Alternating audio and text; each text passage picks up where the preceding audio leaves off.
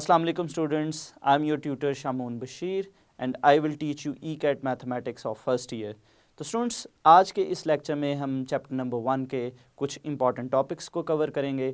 हम मॉडुलस की important properties को डिस्कस करेंगे, उससे रिलेटेड हम इंपॉर्टेंट MCQs देखेंगे। इसके बाद हम देखेंगे कि किसी कॉम्प्लेक्स नंबर की पोलर फॉर्म क्या होती है और लेक्चर के लास्ट पे हम डी मोवियर्स थ्योरम और उसके हम कुछ इंपॉर्टेंट रिज़ल्ट्स को देखेंगे और उन रिज़ल्ट से रिलेटेड हम कुछ बहुत ही इंपॉर्टेंट MCQs करेंगे। तो चलिए हम चलते हैं लाइट बोर्ड की तरफ और आज का लेक्चर शुरू करते हैं। अस्सलाम वालेकुम स्टूडेंट्स, लास्ट लेक्चर में हमने मॉडुलस के बारे में सीखा। आज के इस लेक्चर में हम मॉडुलस की कुछ इंपॉर्टेंट प्रॉपर्टीज़ और उनसे रिलेटेड हम ECAT से रिलेटेड कुछ MCQs को देखेंगे। तो स्टूडेंट्स हमारे पास जो कॉम्प्लेक्स नंबर होता है, कॉम्प्लेक्स नंबर जिसको हमने a प्लस आयोटा b की फॉर्म में लिखा था, ये कॉम्प्लेक्स नंबर की जनरल फॉर्म है। इसका जो मॉडुलस है square root a square plus b square, यानी हमारे पास जो a है वो हमारे पास कॉम्प्लेक्स नंबर का रियल पार्ट है और यहाँ पे जो b है ये हमारे पास कॉम्प्लेक्स नंबर का इमेजिनरी पार्ट है। तो स्टूडेंट्स मॉडुलस के बारे में हमने देखा था कि किसी भी कॉम्प्लेक्स नंबर का मॉडुलस ज्योमेट्रिकली किस चीज़ को रिप्रेजेंट करता है, वो ओरिजिन से उस पॉइंट तक का डिस्टेंस होता है। यानी अगर हमारे पास कोई भी कॉम्प्लेक्स नंबर है प्लेन में तो उस पॉइंट से ओरिजिन तक का जो डिस्टेंस है वो उस कॉम्प्लेक्स नंबर का मॉडुलस होगा। तो यहाँ पे स्टूडेंट्स हम बहुत ही इम्पॉर्टेंट प्रॉपर्टीज़ को सीखेंगे। हमारे पास जो मॉडुलस है, किसी भी कॉम्प्लेक्स नंबर का मॉडुलस, अगर हमारे पास एक कॉम्प्लेक्स नंबर है या एक से ज़्यादा कॉम्प्लेक्स नंबर्स हैं तो उनकी जो प्रॉपर्टीज़ हैं उनको हम देखेंगे। तो यहाँ पे स्टूडेंट्स हमारे पास जो कॉम्प्लेक्स नंबर है उसको हमने z के साथ रिप्रेजेंट किया है। अगर एक से ज़्यादा कॉम्प्लेक्स नंबर होंगे तो फिर हम उसको z1 और z2 का नाम देंगे। तो सबसे फर्स्ट पे जो हमारे पास स्टूडेंट्स प्रॉपर्टी है कि अगर हमारे पास कोई कॉम्प्लेक्स नंबर है जिसको हमने z के साथ रिप्रेजेंट किया है, अगर हम उसका मॉडुलस लें या हम उसका कॉन्जुगेट लेके फिर उसका मॉडुलस लें तो ये दोनों आपस में इक्वल होंगे। इसके अलावा स्टूडेंट्स अगर हम कॉन्जुगेट को नेगेटिव साइन से मल्टीप्लाई करते हैं या स्टूडेंट्स अगर हम हमारे पास जो कॉम्प्लेक्स नंबर है उसको अगर हम नेगेटिव माइनस से मल्टीप्लाई करते हैं तो स्टूडेंट्स इन सब का अगर हम मॉडुलस लेते हैं तो वो हमारे पास सेम आएगा। इसकी एग्जांपल स्टूडेंट्स हम कुछ इस तरह से ले सकते हैं। अगर हमारे पास कोई कॉम्प्लेक्स नंबर है 2 + 3 आयोटा, तो यहाँ पे स्टूडेंट्स अगर हम इसका मॉडुलस लें तो इसका मॉडुलस हमारे पास बनेगा z मॉड स्क्वायर रूट। तो यहाँ पे स्टूडेंट्स हमारे पास 2 का स्क्वायर हमारे पास बनेगा 4 और 3 का स्क्वायर हमारे पास बनेगा 9। तो ये हमारे पास आएगा 4 + 9 विच इज़ स्क्वायर रूट 13।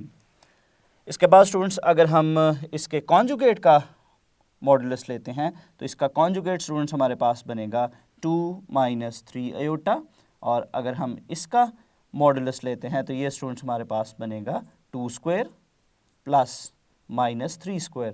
तो यहाँ पे स्टूडेंट्स हमारे पास 2 का स्क्वायर 4 है और -3 का स्क्वायर भी स्टूडेंट्स -3 का जो स्क्वायर हुआ हमारे पास +9 आएगा और दोनों टर्म्स को अगर हम 9 और 4 को ऐड करते हैं तो फिर हमारे पास ये 13 ही आता है, स्क्वायर रूट 13। और इसके बाद स्टूडेंट्स अगर हम इस चीज़ को अगर हम हमारे पास जो कॉन्जुगेट आया है, कॉन्जुगेट को अगर हम नेगेटिव साइन से मल्टीप्लाई करते हैं तो नेगेटिव साइन से मल्टीप्लाई करने पे ये हमारे पास बनेगा -2 + 3 आयोटा और इसका स्टूडेंट्स अगर हम मॉडुलस लें तो ये स्टूडेंट्स हमारे पास बनेगा -2 का स्क्वायर विच इज़ +4 और +3 का स्क्वायर। तो 3 स्क्वायर 9 और -2 का स्क्वायर 4, तो ये अगेन हमारे पास स्टूडेंट्स ये बनेगा 13 स्क्वायर रूट। तो यहाँ पे स्टूडेंट्स अगर हम कॉम्प्लेक्स नंबर को माइनस साइन से मल्टीप्लाई करते हैं, मतलब हमारे पास जो कॉम्प्लेक्स नंबर हमने लिया है उसको अगर हम नेगेटिव साइन से मल्टीप्लाई करते हैं तो ये स्टूडेंट्स हमारे पास बनेगा -2 - 3 आयोटा। और अब अगर हम इसका मैग्नीट्यूड लेते हैं, यानी इसका अगर हम मॉडुलस लेते हैं -z का, तो ये स्टूडेंट्स हमारे पास बनेगा स्क्वायर रूट -2 का स्क्वायर प्लस -3 का स्क्वायर। तो यहाँ पे स्टूडेंट्स अगर हम इसको सॉल्व करते हैं, -2 का स्क्वायर हमारे पास आएगा +4 और -3 का स्क्वायर हमारे पास आएगा +9 और दोनों को ऐड करने से स्टूडेंट्स हमारे पास जो आंसर है वो आएगा स्क्वायर रूट 13। तो अब स्टूडेंट्स अगर हम देखें तो हमारे पास जो चारों के चारों हमारे पास मॉडुलस हैं, यानी हमारे पास किसी कॉम्प्लेक्स नंबर का मॉडुलस लें या उसके कॉन्जुगेट का मॉडुलस लें या उसके कॉन्जुगेट को माइनस साइन से मल्टीप्लाई करके मॉडुलस लें, या अगर हम उस कॉम्प्लेक्स नंबर को माइनस साइन से मल्टीप्लाई करके मॉडुलस लेते हैं तो सबका आंसर हमारे पास स्क्वायर रूट 13 आता है। और अगर हम इन सब को देखें तो स्टूडेंट्स इन सब का जो हमारे पास आंसर है वो हमारे पास सेम है। तो इसका मतलब हुआ कि हमारे पास अगर कोई कॉम्प्लेक्स नंबर है उसका मॉडुलस लेते हैं, अगर हम उसके कॉन्जुगेट का मॉडुलस लें, अगर उसको माइनस साइन से मल्टीप्लाई करके उसका मॉड लें, या हम उस कॉम्प्लेक्स नंबर को माइनस से मल्टीप्लाई करके मॉडुलस लेते हैं, तो we will get the same answer.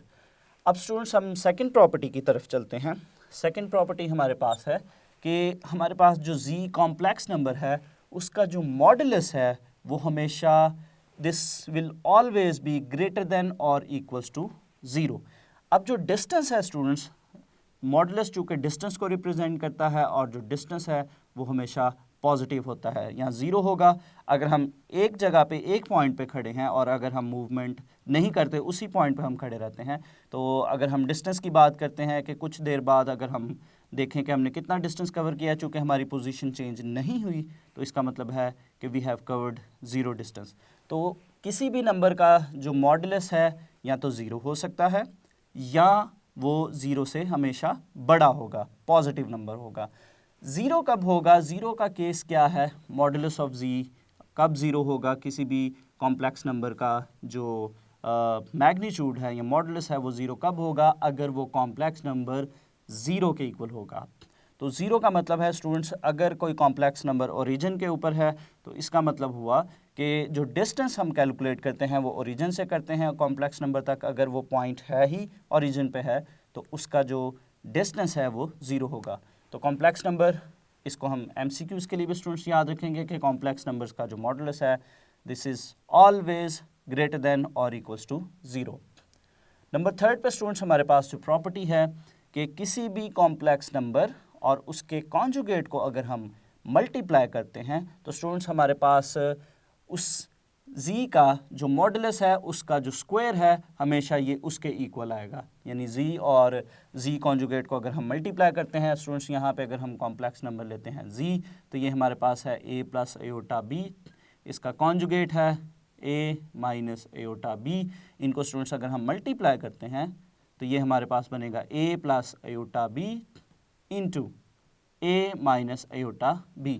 इन दोनों को मल्टीप्लाई करने से स्टूडेंट्स हमारे पास चूँकि ये अगर हम फॉर्मूला देखें तो ये a प्लस बी और a माइनस बी की फॉर्म बन रही है, तो इसको सिंप्लीफाई करें तो ये हमारे पास a square minus aorta b square आएगा।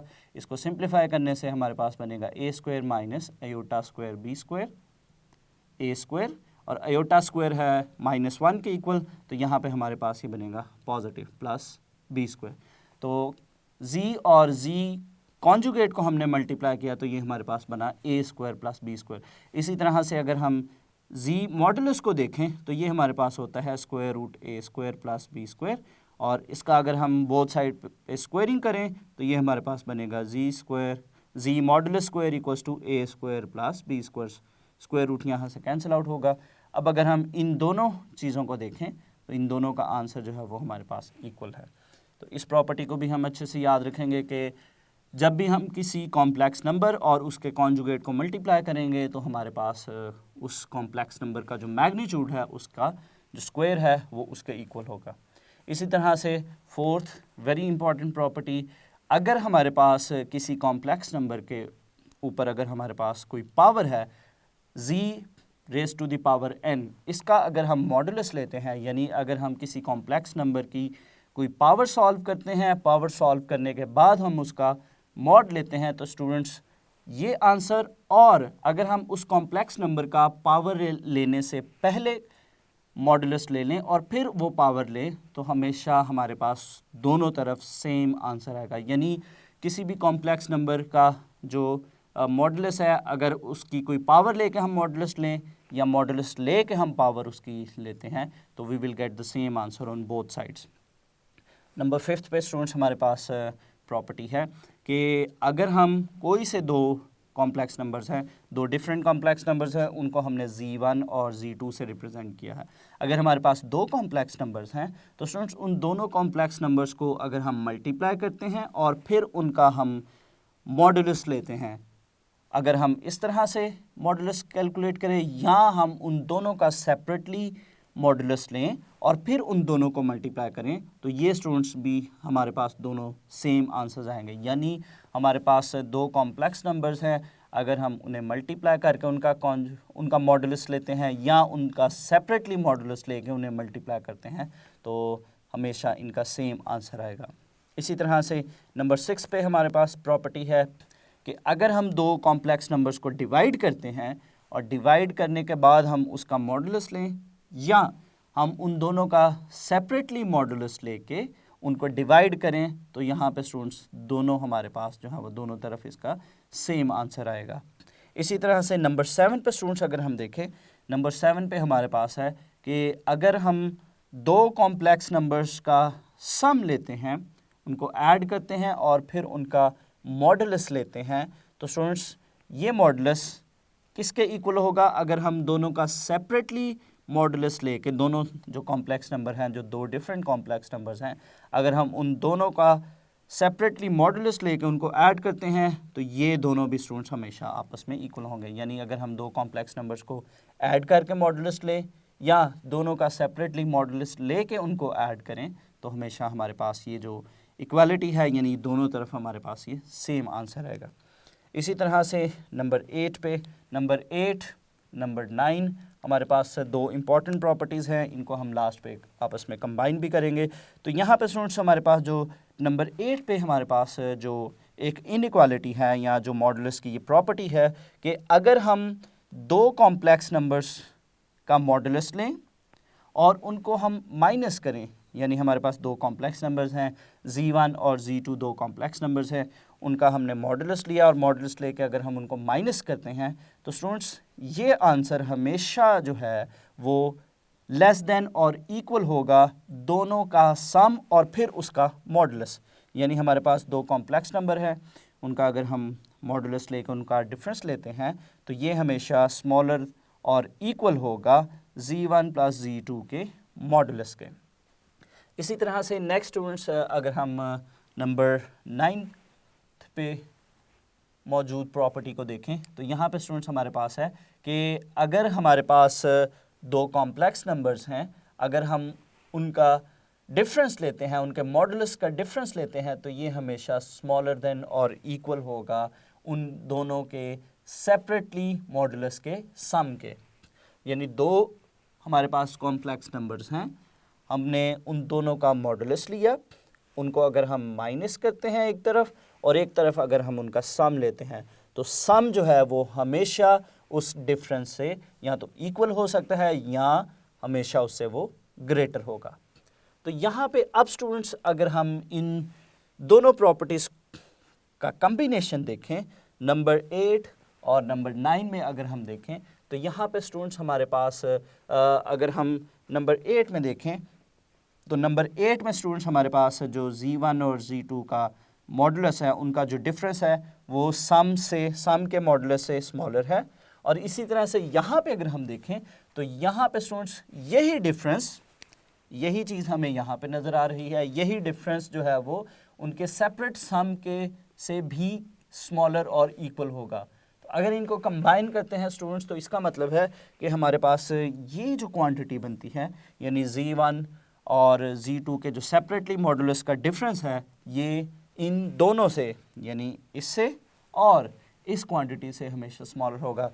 तो अगर हम इनको कंबाइन करते हैं, तो कॉम्बिनेशन इनका क्या बनता है कि Z1 माइनस Z2 का जो मॉडुलस है, this is always less than और इक्वल टू उनके सम के मॉडुलस के, और जो सम का मॉडुलस है ये हमेशा उनके सेपरेट मॉडुलस के सम से लेस होगा। यानी अगर हम इस रिज़ल्ट में देखें, इस रिज़ल्ट को स्टूडेंट्स आप अच्छे से याद रखिएगा, इसकी शेप को याद रखिएगा।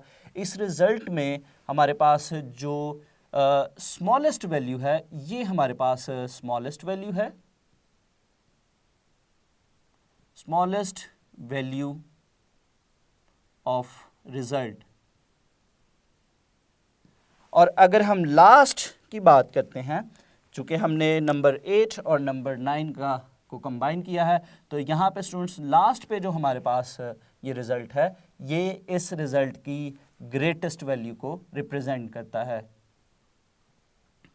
ग्रेटेस्ट वैल्यू ऑफ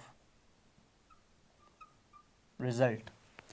अब इससे रिलेटेड जो रिज़ल्ट्स स्टूडेंट्स ये हमने कंबाइन करके जो फाइनल एक नंबर 10 में रिज़ल्ट बनाया है, इससे रिलेटेड हम एक एग्ज़ाम्पल को देखते हैं। वही एग्ज़ाम्पल जो है वो हमें एमसीक्यूज़ में पूछी जाती है कि अगर हमारे पास कोई से दो कॉम्प्लेक्स नंबर्स हैं, तो यहाँ पे स्टूडेंट्स एक इम्पॉर्टेंट एमसीक्यूज़ को देखते हैं कि अगर हमारे पास एक कॉम्प्लेक्स नंबर है जिसको हमने Z1 के साथ रिप्रेजेंट किया है, ये कॉम्प्लेक्स नंबर हमारे पास है 1 + i√3, और दूसरा कॉम्प्लेक्स नंबर हमारे पास है 2 + i√7। यहाँ पे स्टूडेंट्स हमने जो प्रॉपर्टी नंबर 10 पढ़ी है, प्रॉपर्टी नंबर 10 से रिलेटेड बहुत ही इंपॉर्टेंट एक हम एमसीक्यूज़ करेंगे ई कैट से रिलेटेड। इसको हम एक एज ए एग्जांपल भी देखते हैं और इसको हम एज ए इम्पॉर्टेंट एमसीक्यूज़ भी देखेंगे। तो यहाँ पे स्टूडेंट्स हमारे पास दो कॉम्प्लेक्स नंबर्स हैं। एक कॉम्प्लेक्स नंबर हमारे पास है 1 + i√3 और दूसरा कॉम्प्लेक्स हमारे पास है √2 + i√7। तो क्वेश्चन स्टूडेंट्स हमें ये पूछा जाएगा कि अगर हमारे पास कोई से दो डिफरेंट कॉम्प्लेक्स नंबर्स गिवन हो तो उनकी हमने ग्रेटेस्ट और स्मॉलेस्ट वैल्यू को फाइंड आउट करना है। तो अगर स्टूडेंट्स हमें ये रिज़ल्ट अच्छे से याद होगा तो तभी हम इसकी जो स्मॉलेस्ट और ग्रेटेस्ट वैल्यू है उसको फाइंड आउट कर सकेंगे। तो स्मॉलेस्ट और ग्रेटेस्ट वैल्यू फाइंड आउट करने के लिए किसी भी कॉम्प्लेक्स नंबर की सबसे पहले हमें उन दोनों डिफरेंट कॉम्प्लेक्स नंबर्स के जो मॉडुलस हैं उनको फाइंड आउट करेंगे, और उसके बाद फिर हम इस रिज़ल्ट को यहाँ पे इस रिज़ल्ट की हेल्प से इसकी हम ग्रेटेस्ट और स्मॉलेस्ट वैल्यू को फाइंड आउट करेंगे। तो सबसे पहले स्टूडेंट्स हम Z1 का मॉडुलस फाइंड आउट करते हैं। तो ये हमारे पास बनेगा 1² + √3 का स्क्वायर। इसको स्टूडेंट्स हम सॉल्व करेंगे, तो सॉल्व करने से ही हमारे पास बनेगा 1 + √3 का स्टूडेंट्स हम स्क्वायर करेंगे तो ये हमारे पास बनेगा 3, तो ये हमारे पास बनेगा 4 का स्क्वायर रूट, और 4 का स्क्वायर रूट हमारे पास है 2। और इसी तरह से स्टूडेंट्स हमारे पास जो सेकंड कॉम्प्लेक्स नंबर है Z2, इसका हम मॉडुलस लेंगे। इसका मॉडुलस स्टूडेंट्स हमारे पास बनेगा √2 का स्क्वायर + √7 का स्क्वायर। तो यहाँ पे स्टूडेंट्स इसको हम फर्दर सॉल्व करते हैं, तो ये हमारे पास बनेगा 2 + 7, 2 + 7 = 9, और 9 का स्टूडेंट्स हमारे पास जो स्क्वायर रूट है वो हमारे पास आएगा 3। इसका मतलब है कि जो हमारे पास Z2 का मॉडुलस है वो 3 आया, और जो Z1 का मॉडुलस है वो हमारे पास 2 आया। अब जब हमने स्मॉलेस्ट और ग्रेटेस्ट वैल्यू फाइंड आउट करनी है, तो स्टूडेंट्स हमारे पास जो इसकी स्मॉलेस्ट वैल्यू बनेगी वो हमारे पास बनेगी Z1 modulus minus Z2 modulus. तो ये स्टूडेंट्स हमारे पास बनेगी Z1 modulus minus Z2 modulus. तो ये स्टूडेंट्स हमारे पास आएगी 2 - 3 विच इज़ इक्वल टू -1। तो ये इन दोनों कॉम्प्लेक्स नंबर की जो स्मॉलेस्ट वैल्यू है उसको हमने फाइंड आउट कर लिया। इसी तरह से स्टूडेंट्स इसकी अगर हम ग्रेटेस्ट वैल्यू को देखें, तो ग्रेटेस्ट वैल्यू के लिए स्टूडेंट्स हम ये रिज़ल्ट यूज़ करेंगे, इन दोनों मॉडुलस को हम ऐड करेंगे, तो ये हमारे पास बनेगा 2 + 3 विच इज़ इक्वल टू 5। तो एमसीक्यूज़ में अगर ये पूछा जाता है तो स्टूडेंट्स हम फ़ौरन से दोनों कॉम्प्लेक्स नंबर का मॉडुलस फाइंड आउट करेंगे, और स्मॉलेस्ट वैल्यू के लिए हम उनका डिफरेंस लेंगे, फर्स्ट कॉम्प्लेक्स नंबर में से सेकंड को माइनस करेंगे, और ग्रेटेस्ट वैल्यू के लिए हम उन दोनों को प्लस करेंगे। तो नेक्स्ट स्टूडेंट्स हम दो इम्पॉर्टेंट रिजल्ट्स को देखते हैं। कॉम्प्लेक्स नंबर से रिलेटेड हम दो बहुत ही इंपॉर्टेंट रिजल्ट्स को डिस्कस करेंगे कि अगर हमारे पास स्क्वायर रूट में कोई कॉम्प्लेक्स नंबर हो, या स्क्वायर रूट में हमारे पास कोई कॉम्प्लेक्स नंबर और उसका कॉन्जुगेट है, और उससे रिलेटेड अगर हमारे पास कोई एमसीक्यूज़ आते हैं, तो स्टूडेंट्स हम किस रिज़ल्ट को या किस शॉर्ट फॉर्म को यूज़ करते हुए उन क्वेश्चंस को सॉल्व करेंगे। तो यहाँ पे स्टूडेंट्स हमारे पास दो फॉर्म्स हैं। हमारे पास जो फर्स्ट फॉर्म है उसमें अगर हमारे पास स्क्वायर रूट a + i/b है, अगर इस तरह का कोई भी हमें क्वेश्चन गिवन हो कि स्क्वायर रूट में हमारे पास कोई कॉम्प्लेक्स नंबर गिवन हो और उसको हमने सॉल्व करना हो, तो स्टूडेंट्स आपको मैं एक बात बताता चलूँ कि जब भी हमारे पास कोई कॉम्प्लेक्स नंबर स्क्वायर रूट में आएगा, तो उसको सॉल्व करने का एक बहुत लेंथी तरीका है जो कि हमने क्लासेस में भी देखा था कि ऐसे नंबर्स को सॉल्व करने के लिए हमें बहुत लेंथी वर्किंग करनी पड़ती है। लेकिन यहाँ पे अब हम एक रिज़ल्ट पढ़ेंगे और उस रिज़ल्ट को हम यूज़ करते हुए इस तरह के क्वेश्चंस का जो है वो ईज़िली आंसर कर सकते हैं। तो यहाँ पे स्टूडेंट्स हमारे पास दो कंडीशन है इस रिज़ल्ट में। हमारे पास जो अभी हम रिज़ल्ट पढ़ेंगे उसमें सबसे पहले अगर हमारे पास square root a plus iota b है और इसमें साथ में कंडीशन है कि अगर हमारे पास जो b है वो पॉजिटिव है। और दूसरा हम इसी में एक और केस देखेंगे कि अगर हमारे पास जो b है वो नेगेटिव है तो फिर यही रिज़ल्ट हमारे पास क्या बनेगा। तो यहाँ पे स्टूडेंट्स अगर हम देखें तो जब भी हमारे पास इस फॉर्म में कोई क्वेश्चन या किसी किस्म की कोई MCQs पूछा जाएगा जिसमें हमारे पास इस फॉर्म में किसी क्वेश्चन को सॉल्व करना होगा, तो स्टूडेंट्स याद रखेंगे अगर हमारे पास b जो है वो ग्रेटर देन 0 है, अगर b हमारे पास पॉजिटिव है, तो फिर इसका जो आंसर है वो हमारे पास आएगा plus minus square root z modulus. और z यहाँ पे स्टूडेंट्स इसी कॉम्प्लेक्स नंबर के मॉडुलस को रिप्रेजेंट कर रहा है प्लस a/2।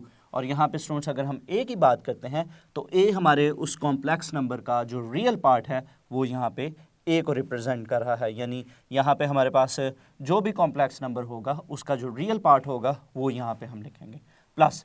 ये तो स्टूडेंट्स हमारे पास इस एक्सप्रेशन को जो हम सॉल्व कर रहे हैं ये हमारे पास उसका रियल पार्ट आया प्लस आयोटा। और नेक्स्ट स्टूडेंट्स हमारे पास इसका जो इमेजिनरी पार्ट आएगा, इमेजिनरी पार्ट हमारे पास इसका बनेगा z मॉडुलस माइनस a/2।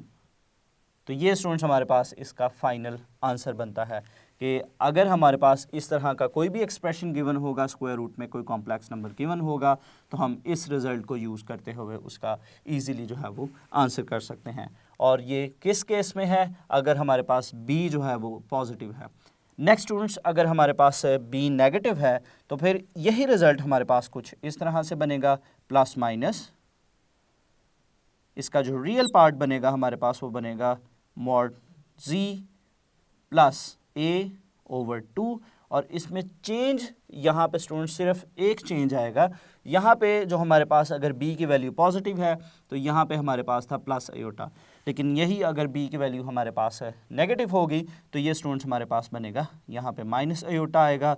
और बाकी का जो एक्सप्रेशन है वो सेम इसी तरह से आएगा z मॉडुलस माइनस a/2।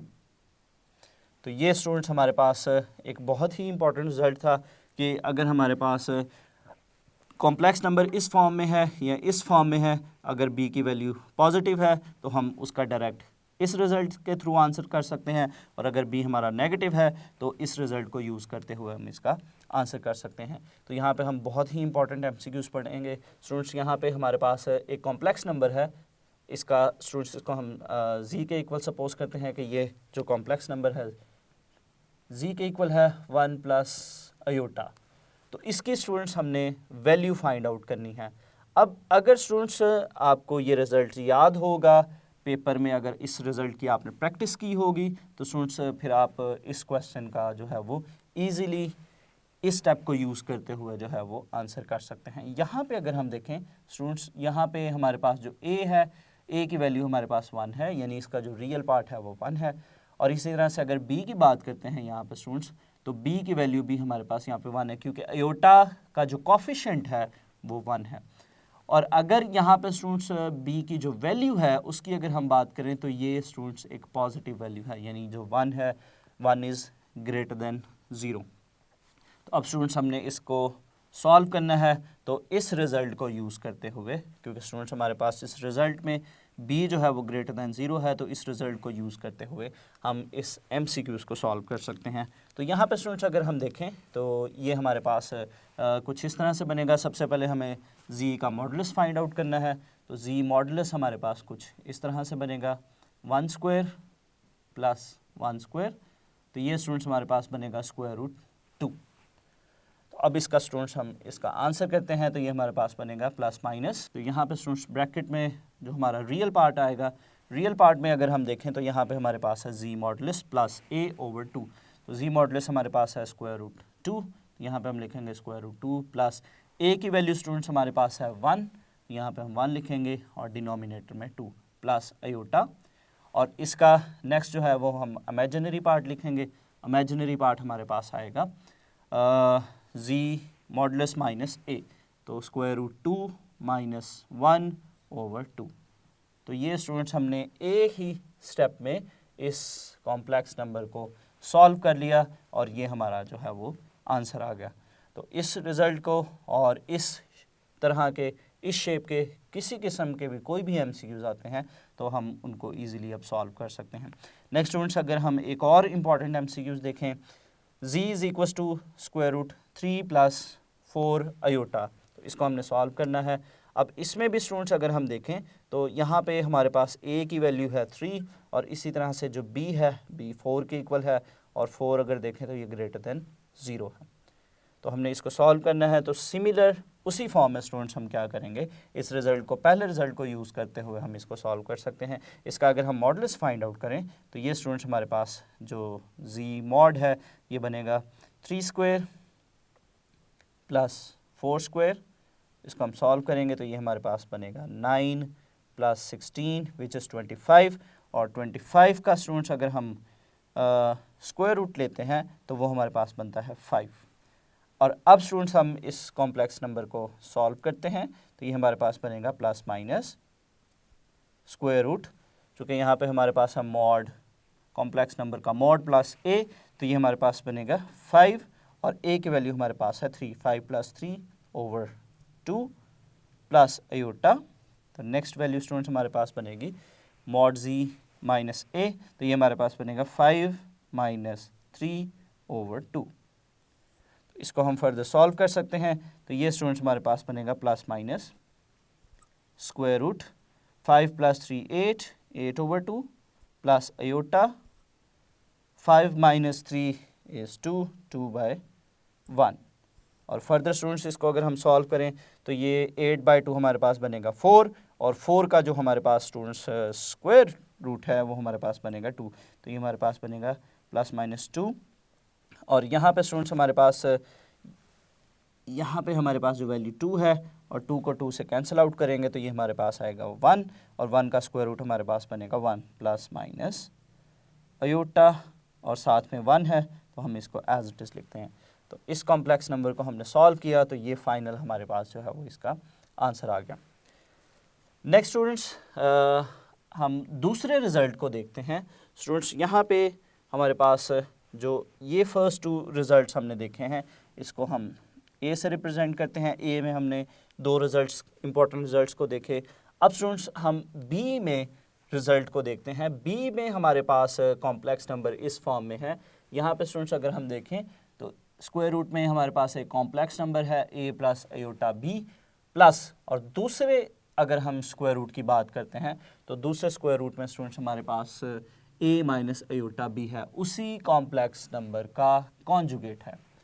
तो यहाँ पे स्टूडेंट्स अगर इस तरह के हमारे पास इस फॉर्म में हमारे पास क्वेश्चंस आएंगे तो स्टूडेंट्स इस तरह के जो क्वेश्चंस हैं उनका जो हमारे पास आंसर बनेगा, जो शॉर्ट फॉर्म में आपने याद रखना है, ये हमारे पास बनेगा प्लस माइनस स्क्वायर रूट 2, और यहाँ पे स्टूडेंट्स हमारे पास नेक्स्ट जो ब्रैकेट है उसमें हमारे पास आएगा कॉम्प्लेक्स नंबर का मॉडुलस प्लस ए, और ए जो है हमारे कॉम्प्लेक्स नंबर का रियल पार्ट है। तो नेक्स्ट स्टूडेंट्स अगर हम इसको जनरल फॉर्म में देखते हैं, अगर हम इसको जनरल फॉर्म में देखें तो ये हमारे पास कोई कॉम्प्लेक्स नंबर है, कॉम्प्लेक्स नंबर का स्क्वायर रूट प्लस उसी के कॉन्जुगेट का स्क्वायर रूट अगर हम करें तो ये स्टूडेंट्स हमारे पास इसकी जो हम जनरल फॉर्म बनाएंगे ये हमारे पास बनेगा प्लस माइनस स्क्वायर रूट 2, और यहाँ पे स्टूडेंट्स हमारे पास नेक्स्ट वैल्यू जो इसकी आएगी जी मॉड जी का मॉडुलस प्लस ए।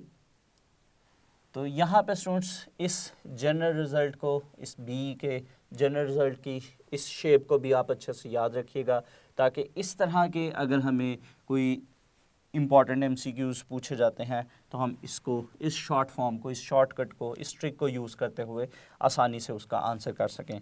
तो यहाँ पे स्टूडेंट्स हमारे पास एक और एमसीक्यूज़ है। तो यहाँ पे हमें एक कॉम्प्लेक्स नंबर दिया गया है z इज़ 3 प्लस 4 अयोटा। तो स्टूडेंट्स हमने स्क्वायर रूट जी plus z conjugate square root की वैल्यू फाइंड आउट करनी है। तो अगर तो हमें ये रिज़ल्ट पता होगा, अगर हमारे माइंड में ये रिज़ल्ट होगा, जो हमें प्रैक्टिस करने से ही पता चलेगा स्टूडेंट्स आएगा, तो इसकी आप प्रैक्टिस कीजिएगा, इस रिज़ल्ट को आप अच्छे से याद रखिएगा, ताकि अगर हमें कोई कॉम्प्लेक्स नंबर गिवन हो और उसका इससे रिलेटेड हमारे पास कोई क्वेश्चन आता है, यानी अगर हमें क्वेश्चन पूछा जाए 3 + 4 iota plus square root 3 - 4 iota की वैल्यू फाइंड आउट करने के लिए अगर हमें आती है, तो हम इस रिज़ल्ट को यूज़ करते हुए इसका फ़ौरन से आंसर करेंगे। अगर हमें ये रिज़ल्ट नहीं आएगा तो फिर स्टूडेंट्स हमें एक लेंथी प्रोसीजर को फॉलो करना पड़ेगा, क्योंकि एंटी टेस्ट में स्टूडेंट्स हमारे पास हर एक एमसीक्यू इसके लिए बहुत शॉर्ट टाइम होता है, तो इसलिए स्टूडेंट्स आप जो भी शॉर्टकट्स आपको बताए जाते हैं उनको आप अच्छे से अपने पास लिखें, उनकी प्रैक्टिस करें, उनसे रिलेटेड क्वेश्चंस की भी प्रैक्टिस करें। तो अब स्टूडेंट्स अगर हम इस क्वेश्चन को सॉल्व करते हैं, तो इस क्वेश्चन के लिए हम इसी रिज़ल्ट को यूज़ करेंगे। ये रिज़ल्ट हमारे पास है +- square root 2 square root mod z plus a. तो यहाँ पे स्टूडेंट्स अगर हम ए की वैल्यू देखें, तो ए की वैल्यू हमारे पास चूँकि यहाँ पे रियल पार्ट जो है वो 3 है, तो यानी यहाँ पे हमारे पास जो ए की वैल्यू है वो है 3। इसके बाद स्टूडेंट्स अगर हम इस रिज़ल्ट को यूज़ करें, तो यहाँ पे स्टूडेंट्स हमारे पास सबसे पहले हमें जी का मॉडुलस चाहिए, तो जी का मॉड हमारे पास बनेगा square root 3 square plus 4 square. तो ये हमारे पास बनेगा 9 + 16 विच इज़ 25, और 25 का स्क्वायर रूट हमारे पास आएगा 5।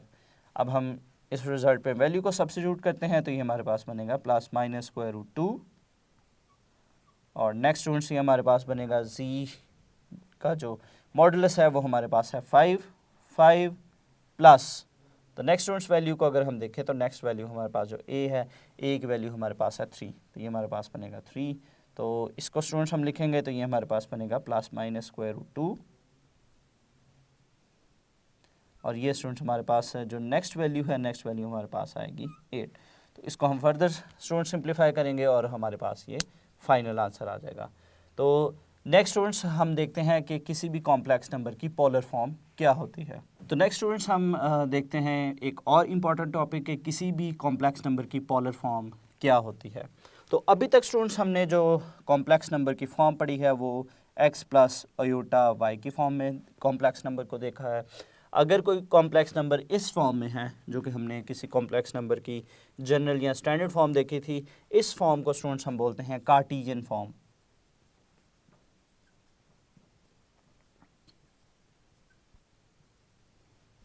ये कॉम्प्लेक्स नंबर की कार्टेशियन फॉर्म है। अब स्टूडेंट्स हम देखेंगे कि किसी कॉम्प्लेक्स नंबर की जो पोलर फॉर्म है, पोलर फॉर्म क्या होती है। तो यहाँ पे स्टूडेंट्स हमारे पास जो किसी कॉम्प्लेक्स नंबर की पोलर फॉर्म है, पोलर फॉर्म हमारे पास होती है r cos theta plus iota r sin theta. तो ये स्टूडेंट्स हमारे पास कॉम्प्लेक्स नंबर की पोलर फॉर्म है। तो यहाँ पे स्टूडेंट्स अगर हम देखें, यहाँ पे अगर हम इनको कंपेयर करते हैं, तो यानी x हमारे पास r cos थीटा के इक्वल है, यानी x is equal to r cos theta. और इसी तरह से स्टूडेंट्स हमारे पास जो y है, अयोटा के साथ हमारे पास y है, और यहाँ अयोटा के साथ है r sin थीटा। तो यहाँ पे हमारे पास जो y है वो r sin थीटा के इक्वल है। तो स्टूडेंट्स इसमें हमारे पास किस तरह का क्वेश्चन आएगा, किस तरह का हमें एमसीक्यूज पूछा जाएगा। हमें कोई कॉम्प्लेक्स नंबर कार्टेशियन फॉर्म में गिवन होगा, उसको हमने कन्वर्ट करना है पोलर फॉर्म में। तो उसके लिए स्टूडेंट्स पोलर फॉर्म में कन्वर्ट करने के लिए हमें यहाँ पे दो चीज़ें कैलकुलेट करना पड़ेंगी। एक हमें आर की वैल्यू फाइंड आउट करना पड़ेगी, और दूसरा हमें जो थीटा है, थीटा की वैल्यू फाइंड आउट करना पड़ेगी। तो जो पोलर फॉर्म हमें गिवन होगी, पोलर फॉर्म में से हम आर की और थीटा की वैल्यू को फाइंड आउट करेंगे, और उन वैल्यूज़ को फाइंड आउट करने के बाद स्टूडेंट्स हम अपने इस फॉर्मूला में पुट करेंगे, तो हमारे पास वो जो कॉम्प्लेक्स नंबर है वो पोलर फॉर्म में कन्वर्ट हो जाएगा। तो यहाँ पे स्टूडेंट्स अगर हम देखें, तो उन आर की और थीटा की वैल्यू को फाइंड आउट करने के लिए नेक्स्ट हम प्रोसीजर करेंगे। यहाँ पे स्टूडेंट्स हमारे पास ये जो दोनों इक्वेशंस हैं, इन दोनों इक्वेशंस का अगर हम इनका स्क्वायर करते हैं और इनको ऐड करते हैं, तो देखते हैं हमारे पास क्या रिजल्ट निकलता है। स्क्वायरिंग एंड एडिंग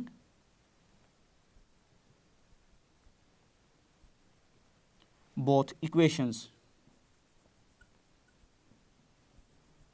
इन दोनों इक्वेशंस को स्टूडेंट्स हम स्क्वायरिंग भी करते हैं और ऐड भी करते हैं, तो ये हमारे पास कुछ इस तरह से बनेगा, x square plus y square equals to r square cos square theta plus r square sine square theta. तो इन दोनों इक्वेशंस का स्टूडेंट्स हमने लेफ़्ट और राइट दोनों साइड पे हमने इनकी स्क्वायरिंग भी की है और इन दोनों इक्वेशंस को हमने ऐड भी किया है। तो नेक्स्ट इसको अगर हम सिंप्लीफाई करते हैं, x square plus y square equals to, यहाँ से स्टूडेंट्स हम आर स्क्वायर कॉमन लेंगे तो ये हमारे पास आएगा cos square theta plus sign square theta. और स्टूडेंट्स अगर हम cos square theta plus sign square theta की बात करते हैं तो स्टूडेंट्स ये हमारे पास, ये जो हमारे पास आइडेंटिटी है ये 1 के इक्वल है। तो ये हमारे पास रिमेनिंग रिजल्ट बनेगा x square plus y square equals to r square. तो r square equals to x square plus y square. इसका अगर हम बोथ साइड पे स्क्वायर रूट लेते हैं तो ये फाइनल रिजल्ट हमारे पास बनेगा x square plus y square का स्क्वायर रूट। तो ये स्टूडेंट्स है हमारा, अगर हमने आर की वैल्यू फाइंड आउट करनी है, अगर हमें कोई कॉम्प्लेक्स नंबर गिवन हो उसको हमने पोलर फॉर्म में कन्वर्ट करना है, तो पोलर फॉर्म में कन्वर्ट करने के लिए हमें आर की वैल्यू चाहिए। तो आर की वैल्यू फाइंड आउट करने के लिए स्टूडेंट्स ये हमारे पास एक फॉर्मूला आ गया, square root x square plus y square. और इसमें एक्स और वाई क्या है, एक्स जो है वो हमारे कॉम्प्लेक्स नंबर का जो रियल पार्ट है और इसमें जो वाई है वो हमारे कॉम्प्लेक्स नंबर का जो इमेजिनरी पार्ट है, वो यहाँ पे वाई है। तो नेक्स्ट स्टूडेंट्स अगर हम थीटा की बात करें तो स्टूडेंट्स उसके लिए हम इन दोनों इक्वेशंस को डिवाइड करते हैं। इन दोनों इक्वेशंस को अगर हम डिवाइड करते हैं तो डिवाइड करने पर स्टूडेंट्स ये हमारे पास कुछ इस तरह से बनेगा। अगर हम इस इक्वेशन को न्यूमरेटर में रखते हैं तो स्टूडेंट्स ये हमारे पास कुछ इस तरह से बनेगा, y over x equals to r sine theta over r cos theta. और स्टूडेंट्स y और x की अगर हम बात करते हैं तो y हमारे पास वर्टिकल डिस्टेंस है और x जो है वो हमारे पास हॉरिजॉन्टल डिस्टेंस है। इसको स्टूडेंट्स अगर हम ज्योमेट्रिकली देखते हैं स्टूडेंट्स, तो यहाँ पे अगर हमारे पास कॉम्प्लेक्स नंबर है x, y, ये हमारे पास कॉम्प्लेक्स नंबर है। इसको अगर हम इस फॉर्म में लिखते हैं तो ये हमारे पास x प्लस आयोटा y बनेगा। तो इसका मतलब हुआ स्टूडेंट्स हमारे पास यहाँ पे ये हमारे पास x की वैल्यू है और इसी तरह से यहाँ पे स्टूडेंट्स ये हमारे पास y की वैल्यू है। और स्टूडेंट्स अगर हम इस r की बात करते हैं तो बेसिकली ये जो r है ये उस कॉम्प्लेक्स नंबर का ओरिजिन से डिस्टेंस होता है। तो यहाँ पे स्टूडेंट्स इसको अगर हम यहाँ पे ज्वाइन करते हैं तो ये हमारे पास r है, r यानी उस कॉम्प्लेक्स नंबर का जो ओरिजिन से डिस्टेंस है। तो यहाँ से इसको अगर हम कंटिन्यूस लाइन लगाते हैं तो ये स्टूडेंट्स हमारे पास x है। इसी तरह से चूँकि ये डिस्टेंस हमारे पास y है तो यहाँ से यहाँ तक का जो डिस्टेंस है ये भी हमारे पास होगा y। और यहाँ पे हमारे पास है थीटा एंगल। अब स्टूडेंट्स अगर हम टेंजेंट थीटा की बात करते हैं, टेंजेंट थीटा की अगर हम इस राइट ट्राइंगल में से अगर हम टेंजेंट थीटा को देखें तो टेंजेंट थीटा स्टूडेंट्स हमारे पास होता है परपेंडिकुलर ओवर बेस। तो यहाँ पे अगर हम परपेंडिकुलर की बात करें तो परपेंडिकुलर स्टूडेंट्स हमारे पास है y और इसी तरह से हमारे पास जो बेस है वो है x। तो ये हमारे पास इस पर्टिकुलर शेप के लिए हमारे पास जो टेंजेंट थीटा है वो हमारे पास आया y ओवर x के इक्वल। तो यहाँ पे स्टूडेंट्स अगर हम देखें हमारे पास जो y ओवर x है वो हमारे पास टेंजेंट थीटा के इक्वल है। तो नेक्स्ट स्टूडेंट्स इसको अगर हम देखें तो यहाँ पे स्टूडेंट्स अगर हम यहाँ पे r को कैंसिल आउट करते हैं तो ये हमारे पास बनता है y ओवर x और y ओवर x। और sign theta over cos theta की अगर हम बात करें तो sign theta over cos theta students हमारे पास टेंजेंट थीटा के इक्वल है। और इसको फर्दर स्टूडेंट्स हम इस तरह से लिख सकते हैं, tangent theta is equals to y over x। तो अब यहाँ से अगर हमने स्टूडेंट्स थीटा फाइंड आउट करना है तो हम टेंजेंट को दूसरी साइड पे शिफ्ट करेंगे तो ये हमारे पास बनेगा theta is equals to tan inverse y over x। तो यहाँ पे स्टूडेंट्स हमारे पास एक ये फार्मूला है r फाइंड आउट करने के लिए और ये जो दूसरा फार्मूला स्टूडेंट्स हमारे पास है ये अगर हमने स्टूडेंट्स थीटा फाइंड आउट करना है तो थीटा फाइंड आउट करने के लिए हम इस फार्मूला को यूज़ करेंगे। अब इससे रिलेटेड जो स्टूडेंट्स हमारे पास MCQs आएंगे, MCQs हमारे पास कुछ इस फॉर्म में होंगे कि हमारे पास कोई कॉम्प्लेक्स नंबर गिवन होगा, z कोई कॉम्प्लेक्स नंबर है 1 प्लस अयोटा स्क्वायर रूट 3। तो ये स्टूडेंट्स हमारे पास एक कॉम्प्लेक्स नंबर है, और इसको अगर हम देखें तो ये स्टूडेंट्स हमारे पास कार्टीजन फॉर्म में है। यहाँ पे अगर हम देखें तो ये हमारे पास थी कार्टीजन फॉर्म, ये कॉम्प्लेक्स नंबर कार्टीजन फॉर्म में है। इसको स्टूडेंट्स हमने पोलर फॉर्म में कन्वर्ट करना है। तो पोलर फॉर्म अगर हम देखें तो स्टूडेंट्स किसी भी कॉम्प्लेक्स नंबर की जो पोलर फॉर्म है वो है r cos theta plus iota r sine theta. तो यहाँ पे स्टूडेंट्स चूँकि हमें आर और थीटा की वैल्यू चाहिए, तो आर और थीटा हम इजीली फाइंड आउट कर सकते हैं। यहाँ पे इस गिवन कॉम्प्लेक्स नंबर में स्टूडेंट्स हमारे पास जो x है, x की वैल्यू 1 है, और इसी तरह से जो y है, y हमारे पास है स्क्वायर रूट 3। तो इसको स्टूडेंट्स हम जल्दी से सॉल्व करते हैं। यहाँ पे सबसे पहले हम r की वैल्यू फाइंड आउट करते हैं। r हमारे पास है square root x square plus y square, तो ये हमारे पास बनेगा square root 1 square plus square root 3 का स्क्वायर। तो स्क्वायर रूट 3 का स्क्वायर हमारे पास 3 आएगा, 1 का स्क्वायर 1 आएगा, 3 प्लस 1 हमारे पास 4 आएगा, और 4 का स्क्वायर रूट हमारे पास आएगा स्टूडेंट्स 2। तो ये हमने आर की वैल्यू फाइंड आउट कर ली। नेक्स्ट हम थीटा फाइंड आउट करते हैं, और थीटा का फॉर्मूला हमारे पास है tan inverse y over x। इसको अगर हम सॉल्व करें तो स्टूडेंट्स ये हमारे पास बनेगा tan इनवर्स y की वैल्यू हमारे पास है स्क्वायर रूट 3 ओवर 1, और ये हमारे पास बनेगा tan इनवर्स स्क्वायर रूट 3।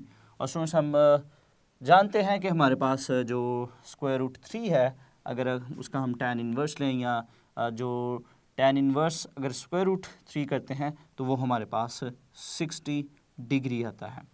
तो यहाँ पे स्टूडेंट्स फर्दर नेक्स्ट लेक्चर्स में हम ट्रिग्नोमेट्री की डिफरेंट एंगल्स पे क्या वैल्यूज़ होती हैं, उन वैल्यूज़ को भी एक आसान तरीके से फाइंड आउट करना सीखेंगे। तो यहाँ पे स्टूडेंट्स हमने थीटा भी फाइंड आउट कर लिया है, आर की वैल्यू भी फाइंड आउट कर ली है। इन दोनों को हम यहाँ पे इस एक्सप्रेशन में पुट करते हैं। तो ये हमारे पास जो हमारी पोलर फॉर्म थी वो थी 1 प्लस अयोटा अंडर रूट 3। उसको हम इस एक्सप्रेशन में पुट करें तो आर की वैल्यू हमारे पास है 2, तो ये हमारे पास बनेगा 2 कॉस, और थीटा हमारे पास है 60 डिग्री प्लस अयोटा, इसके बाद आर और साइन 60 डिग्री। तो ये फॉर्म है स्टूडेंट्स हमारी पोलर फॉर्म।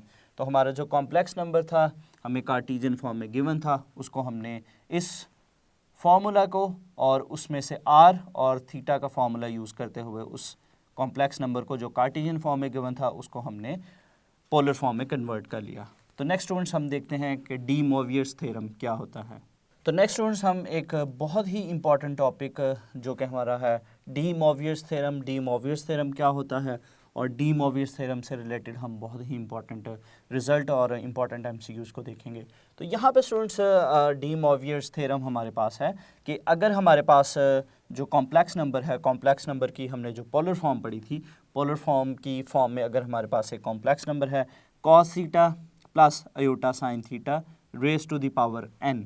तो यहाँ पे स्टूडेंट्स अगर हम देखें तो यहाँ पे हमारे पास जो फर्स्ट रेशो है वो कॉस थीटा है। ये हमारे पास यहाँ पे रियल पार्ट है, रियल पार्ट हमेशा इसमें कॉस थीटा होगा, प्लस यहाँ पे हमेशा हमारे पास प्लस का साइन होगा अयोटा, और जो इमेजिनरी पार्ट है वो है साइन थीटा।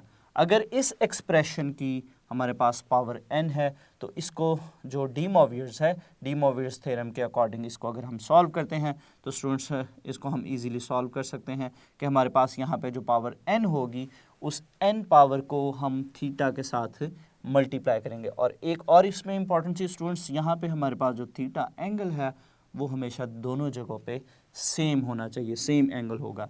यानी अगर यहाँ दोनों जगहों पे डिफरेंट एंगल है तो डी मोवियर्स थ्योरम उस पर अप्लाई नहीं होगा। तो यहाँ पे जो इम्पोर्टेंट चीज़ है हमारे पास रियल पार्ट हमेशा कॉस थीटा होगा, यहाँ पे प्लस का साइन होगा, और इसका जो इमेजिनरी पार्ट है वो साइन थीटा होगा, और उसकी पावर अगर n है तो इसको स्टूडेंट्स हम किस तरह से सॉल्व करेंगे कि हमारे पास जो n पावर है उसको हम इन दोनों एंगल्स जो कि सेम है उनके साथ मल्टीप्लाई करेंगे। तो ये हमारे पास बनेगा cause n theta plus iota sign n theta. तो यहाँ पे स्टूडेंट्स अगर हम देखें तो अगर हम हमारे पास कोई एमसीक्यूज़ इस तरह से आए cos theta plus iota sine theta power 3, square की फॉर्म में भी आ सकता है, 3 पावर भी आ सकती है, कोई भी पावर आ सकती है। तो यहाँ पे स्टूडेंट्स अगर तो हमें डी मोवियर्स थ्योरम के बारे में पता होगा तो स्टूडेंट्स हम फ़ौरन से इस 3 पावर को इन दोनों एंगल्स के साथ मल्टीप्लाई कर देंगे तो वो हमारे पास आंसर आ जाएगा। और जिस स्टूडेंट्स को इस थ्योरम के बारे में नहीं पता होगा वो स्टूडेंट्स क्या करेगा कि इस एक्सप्रेशन पे a प्लस बी क्यूब का फॉर्मूला अप्लाई करेगा और एक लेंथी वर्किंग उसको करना पड़ेगी।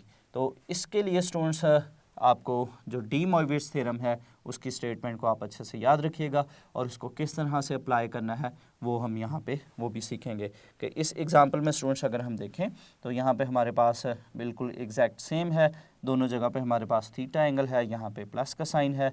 तो इसको हम किस तरह से सॉल्व करेंगे कि हमारे पास ये जो 3 पावर है इस 3 पावर को स्टूडेंट्स हम दोनों एंगल्स के साथ मल्टीप्लाई करेंगे। तो ये हमारे पास बनेगा cos 3 theta plus iota sign 3 theta. तो ये स्टूडेंट्स हमने फ़ौरन से चूँकि हमें डी मोवियर्स थ्योरम के बारे में पता था तो हमने फ़ौरन से जो है वो उसको यहाँ पे अप्लाई कर दिया। इसकी फर्दर स्टूडेंट्स अगर हम एक्सप्लेनेशन देखते हैं, जब हमने कॉम्प्लेक्स नंबर की थोड़ी देर पहले कार्टेशियन फॉर्म देखी थी तो ये स्टूडेंट्स हमारे पास कॉम्प्लेक्स नंबर की कार्टेशियन फॉर्म थी। कार्टेशियन फॉर्म से जब हमने कॉम्प्लेक्स फॉर्म में इसको कन्वर्ट किया था तो स्टूडेंट्स हमारे पास कार्टेशियन फॉर्म से जो कॉम्प्लेक्स फॉर्म बनी थी वो हमारे पास बनी थी r cos theta plus iota r sine theta power n. तो ये स्टूडेंट्स हमारे पास डी मोवियर्स थ्योरम किस तरह से उसकी डिटेल है वो हम यहाँ पे इसके इस एक्सप्रेशन के थ्रू सीखेंगे। तो अब यहाँ पे स्टूडेंट्स अगर हम देखें तो यहाँ पे हमारे पास दोनों जगह पे r जो है वो कॉमन है, इसको अगर हम कॉमन लें तो ये हमारे पास बनेगा cos theta plus iota sine theta और यहाँ पे हमारे पास होल पावर n। अब यहाँ पे हमारे पास दो टर्म्स हैं, एक हमारे पास है r और दूसरी टर्म हमारे पास है cos theta plus iota sine theta whole power n। तो इस पावर को हम दोनों पे सेपरेटली अप्लाई करते हैं तो ये हमारे पास बनेगा r raise to the power n और दूसरा स्टूडेंट्स हमारे पास ये जो एक्सप्रेशन है ये हमारे पास बनेगा cos theta plus iota sine theta और होल पावर n। तो अब स्टूडेंट्स हम आसानी के साथ अगर हम इसको यहाँ से देखें तो डी मोवियर्स थ्योरम के अकॉर्डिंग तो अब हम आसानी से स्टूडेंट्स हमारे पास यहाँ पे जो n पावर है उस n पावर को हम इजीली जो है वो थीटा के साथ यहाँ पे मल्टीप्लाई कर सकते हैं। तो स्टूडेंट्स हमें किसी किस्म का भी कोई कॉम्प्लेक्स नंबर इस फॉर्म में हो और उसको अगर हमारे पास कोई भी बड़ी पावर आ जाती है तो उसको हम इस फॉर्म के थ्रू ईज़िली उसको सॉल्व कर सकते हैं। तो नेक्स्ट स्टूडेंट्स हम डी मोवियर्स जो थ्योरम है उसकी और डिफरेंट फॉर्म्स पढ़ते हैं। ये दो इंपॉर्टेंट फॉर्म्स हैं, इन दो इंपॉर्टेंट फॉर्म्स को हम डिस्कस करते हैं क्योंकि समटाइम्स जो है वो हमारे पास इस फॉर्म में अगर कोई क्वेश्चन आता है, अगर यहाँ पे हमारे पास नेगेटिव का साइन हो तो फिर हम उसको उस सिचुएशन को उस क्वेश्चन को किस तरह से टैकल करेंगे। तो यहाँ पे स्टूडेंट्स अगर हम देखें तो हमारे पास जो cos theta minus iota sine theta raise to the power n है इसको हम किस तरह से देखेंगे। अगर हम यहाँ पे देखें जो स्टार्ट पे हमने डिटेल के साथ देखा था कि यहाँ पे हमारे पास दोनों जगह पे सेम एंगल होगा और यहाँ पे हमारे पास प्लस का साइन होगा, लेकिन इस पर्टिकुलर एक्सप्रेशन में इस पर्टिकुलर रिज़ल्ट में अगर हम देखें तो यहाँ पे हमारे पास नेगेटिव साइन है। तो इसको हम किस तरह से लेंगे स्टूडेंट्स, हमारे पास जो कॉस थीटा है स्टूडेंट्स कॉस थीटा को हम कॉस माइनस थीटा भी लिख सकते हैं क्योंकि स्टूडेंट्स अगर हमारे पास कॉस के एंगल के साथ माइनस साइन है तो वो माइनस साइन जो है वो एलिमिनेट हो जाता है क्योंकि कॉस जो है वो हमारे पास एक इवन क्वांटिटी भी है। इसी तरह से स्टूडेंट्स अगर हम नेक्स्ट एक्सप्रेशन को देखें तो नेक्स्ट जो है वो स्टूडेंट्स हम यहाँ पे लिखते हैं प्लस का साइन, इस एक्सप्रेशन को हम लिखते हैं आयोटा साइन और यहाँ पे जो हमारे पास थीटा है इसको हम लिखते हैं माइनस थीटा और होल पावर n। तो अब स्टूडेंट्स अगर हम इस कंडीशन को जो हमने स्टार्ट पे देखी थी उसको देखें तो स्टूडेंट्स हमारे पास जो एंगल है दोनों जगहों पे सेम है, दरमियान में प्लस का साइन है, यहाँ पे भी दोनों जगहों पे सेम एंगल है और यहाँ पे स्टूडेंट्स हमारे पास प्लस का साइन है। चूँकि स्टूडेंट्स अगर साइन जो थीटा है उसके एंगल के साथ साइन जो रेशो है उसके एंगल के साथ अगर माइनस हो तो वो माइनस स्टार्ट पे आ जाता है। इसको अगर हम स्टार्ट पे लाते हैं तो दोबारा हमारे पास ये वही एक्सप्रेशन बनता है।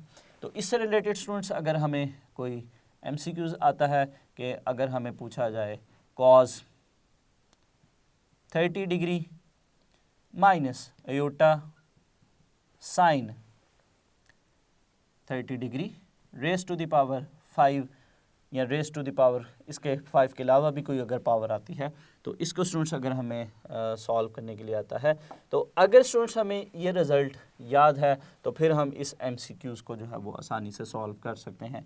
क्योंकि स्टूडेंट्स इस रिज़ल्ट को हमने डी मोवियस फॉर्म की में कन्वर्ट किया और डी मोवियस फॉर्म में कन्वर्ट करने के बाद हमने जो पावर है उसको ईज़िली जो है वो यहाँ पे इन दोनों के साथ अप्लाई कर सकते हैं।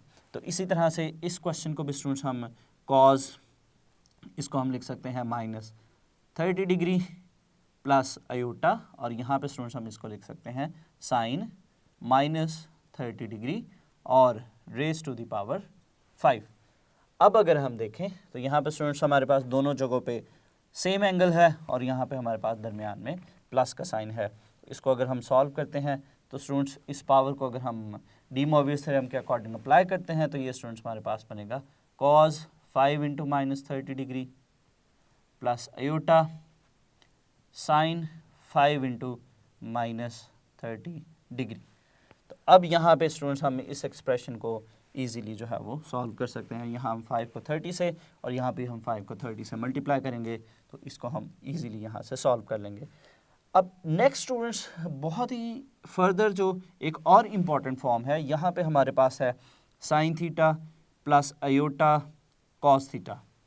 अब स्टूडेंट्स अगर हम इस फॉर्म को देखते हैं तो यहाँ पे जब हमने ये फॉर्म देखी थी तो इसमें हमारे पास जो है वो रियल पार्ट है कॉस थीटा और इसका जो इमेजिनरी पार्ट है वो है साइन थीटा। लेकिन यहाँ पे अगर इस एक्सप्रेशन को देखें तो यहाँ पे स्टूडेंट्स अगर हम इन दोनों चीज़ों को देखते हैं तो यहाँ पे हमारे पास जो रियल पार्ट है वो है कॉस थीटा, लेकिन यहाँ पे हमारे पास जो रियल पार्ट है वो साइन थीटा।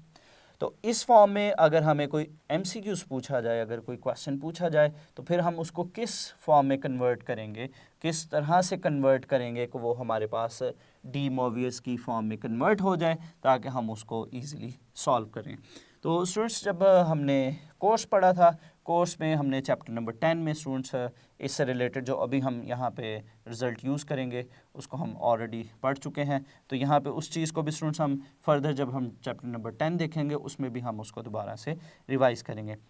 तो यहाँ पे स्टूडेंट्स हमारे पास जो साइन थीटा है, साइन थीटा को स्टूडेंट्स हम लिख सकते हैं कॉज π/2 माइनस थीटा। चूँकि स्टूडेंट्स अगर यहाँ पे हम देखें तो π/2 जो है वो 90 का ऑड मल्टीपल है और ऑड मल्टीपल हो तो हम इस रेशो को चेंज करते हैं और ये अपनी को रेशो में चेंज होती है, साइन कॉज में चेंज होता है और कॉज जो है वो साइन में चेंज होता है। तो इसका मतलब है कि हमारे पास जो कॉज है कॉज चेंज होगा साइन में, यानी चूँकि ये ऑड 90 का ऑड मल्टीपल है तो कॉज चेंज होगा साइन में और साइन के साथ हमारे पास थीटा एंगल आएगा। तो इसका मतलब है कि हमारे पास जो साइन थीटा है उसको स्टूडेंट्स हम कॉस π/2 माइनस थीटा लिख सकते हैं। तो अब स्टूडेंट्स अगर हम देखें तो अब चूँकि यहाँ पे हमारे पास जो रियल पार्ट था साइन थीटा और लेकिन हमारे पास जो डी मोवियस थ्योरम था उसमें हमारे पास जो रियल पार्ट था वो था कॉस थीटा। तो हमने क्या किया कि हमने साइन थीटा को कन्वर्ट कर लिया कॉस की फॉर्म में। इसी तरह से जो नेक्स्ट एक्सप्रेशन है स्टूडेंट्स आयोटा, नेक्स्ट हमारे पास जो वैल्यू है वो है कॉस थीटा। तो स्टूडेंट्स इसको हम लिखेंगे, कॉस थीटा को स्टूडेंट्स हम लिखेंगे, तो नेक्स्ट स्टूडेंट्स हमारे पास जो कॉस थीटा है इसको हम लिख सकते हैं sine π/2 minus theta raise to the power n।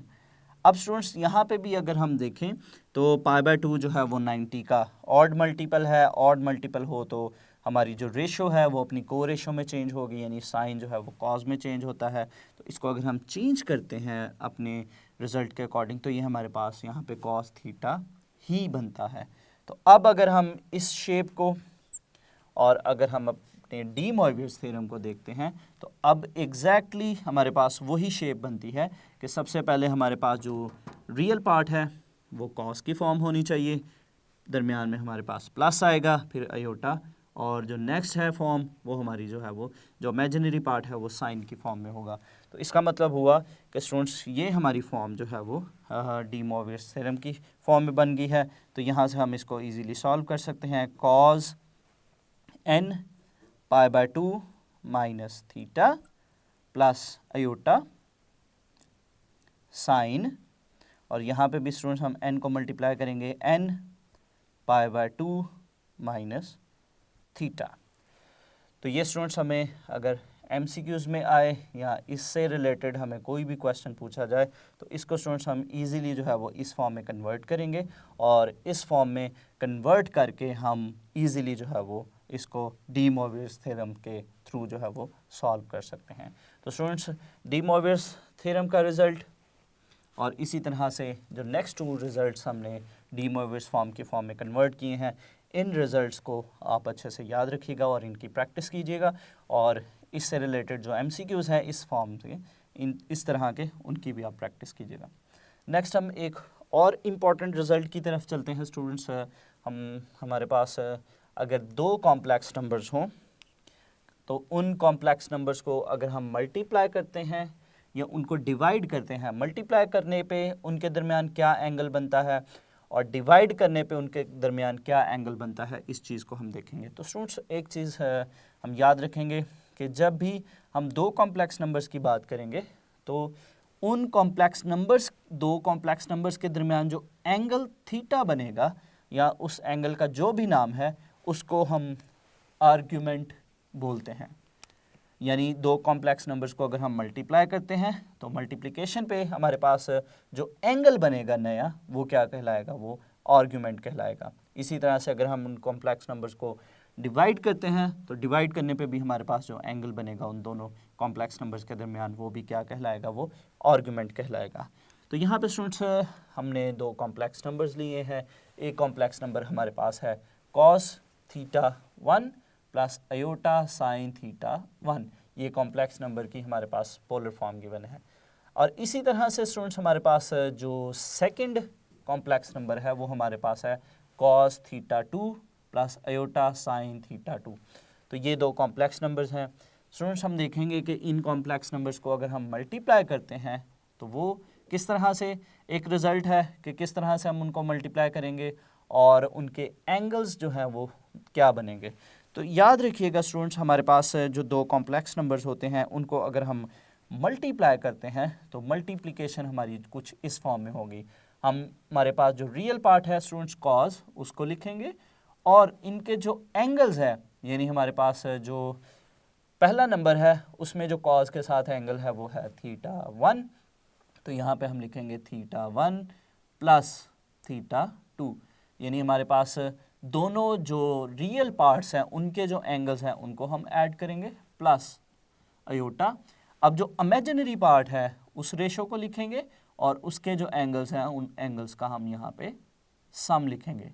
तो फिर यहाँ पे जो रिज़ल्ट बना स्टूडेंट्स, रिज़ल्ट ये बना कि जब भी हम 2 कॉम्प्लेक्स नंबर्स को आपस में मल्टीप्लाई करते हैं इस पोलर फॉर्म में तो उनके दरमियान जो एंगल है वो उन दोनों जो कॉम्प्लेक्स नंबर्स हैं उनका सम बनेगा और उनको हम मल्टीप्लिकेशन उनकी कुछ इस तरह से होगी कि स्टूडेंट्स हम रियल पार्ट में जो रेशो मौजूद है उसको लिखेंगे और इन दोनों के दरमियान जो एंगल है उनका यहाँ पे सम लेंगे। नेक्स्ट पे स्टूडेंट्स हमारे पास नेक्स्ट जो रेशो होगी उसको लिखेंगे और उन दोनों के दरमियान हमारे पास जो एंगल है उन एंगल्स का यहाँ पे हम सम लिखेंगे।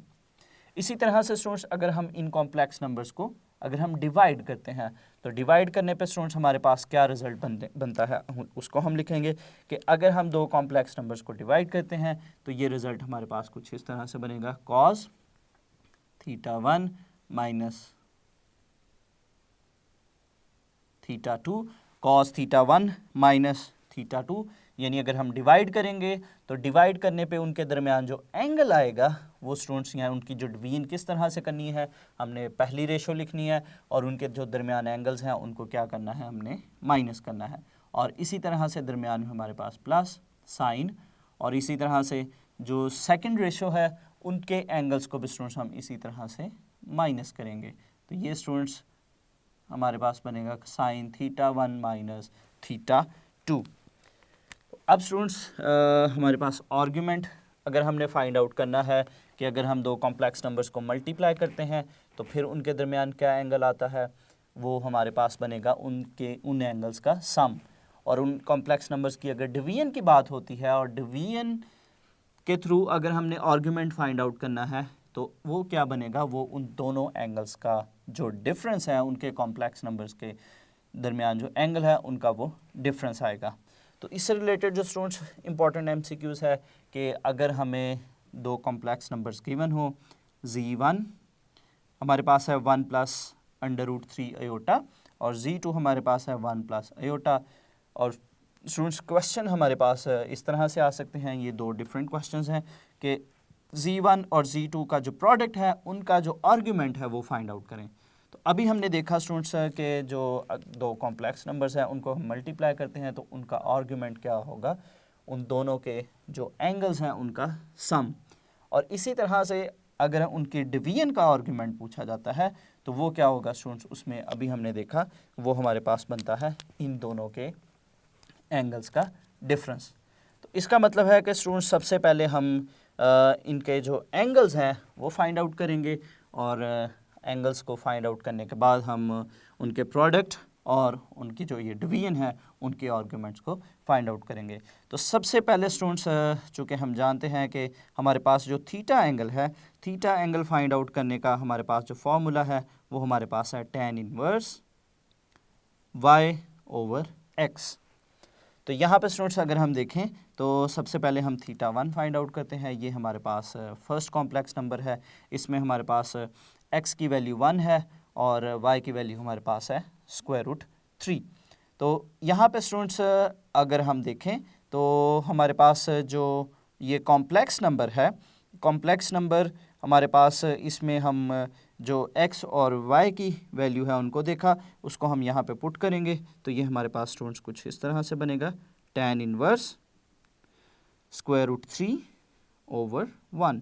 तो ये स्टूडेंट्स हमारे पास बनेगा tan इनवर्स स्क्वायर रूट 3 जो कि 60 डिग्री के इक्वल है। इसी तरह से स्टूडेंट्स हमारे पास जो दूसरा कॉम्प्लेक्स नंबर है उसका एंगल फाइंड आउट करते हैं, theta 2 is equal to tan inverse, इसी फॉर्मूला को यूज़ करेंगे y ओवर x। यहाँ पे स्टूडेंट्स x की वैल्यू 1 है और y की वैल्यू भी 1 है तो ये हमारे पास बनेगा 1 ओवर 1 विच इज़ 1। तो ये हमारे पास बनेगा tan इनवर्स 1 जो कि 45 डिग्री के इक्वल होता है। tan इनवर्स 1 जो है वो 45 डिग्री के इक्वल होता है। अब स्टूडेंट्स हम इनको सॉल्व करते हैं तो हमारे पास जो फर्स्ट पे है कि आपने आर्ग्यूमेंट निकालना है z1 इंटू z2 का। तो ये स्टूडेंट्स हमें पता है कि ये इन दोनों एंगल्स का जो है वो सम होगा, थीटा 1 प्लस थीटा 2। तो ये हमारे पास बनेगा 60 डिग्री प्लस 45 डिग्री जो कि हमारे पास आएगा 105 डिग्री के इक्वल। इसी तरह से हमारे पास जो सेकंड में है कि आपने आर्ग्यूमेंट फाइंड आउट करना है z1 डिवाइडेड बाय z2। तो ये हमारे पास बनता है theta 1 minus theta 2 which is equals to 60 degree minus 45 degree. तो ये स्टूडेंट्स हमारे पास आएगा 15 डिग्री। तो ये स्टूडेंट्स हमारे पास बहुत ही इंपॉर्टेंट एमसीक्यूज़ है कि अगर हमारे पास दो कॉम्प्लेक्स नंबर्स गिवन हो तो उनका जो सम है, सम का आर्ग्यूमेंट या अगर उनके डिवीजन का आर्ग्यूमेंट फाइंड आउट करना है तो वो हम इस मेथड के थ्रू, इस शॉर्ट मेथड के थ्रू फाइंड आउट कर सकते हैं। सम अगर प्रोडक्ट है तो हम एंगल्स को सम करेंगे और अगर डिवीजन है तो हम एंगल्स को माइनस करेंगे।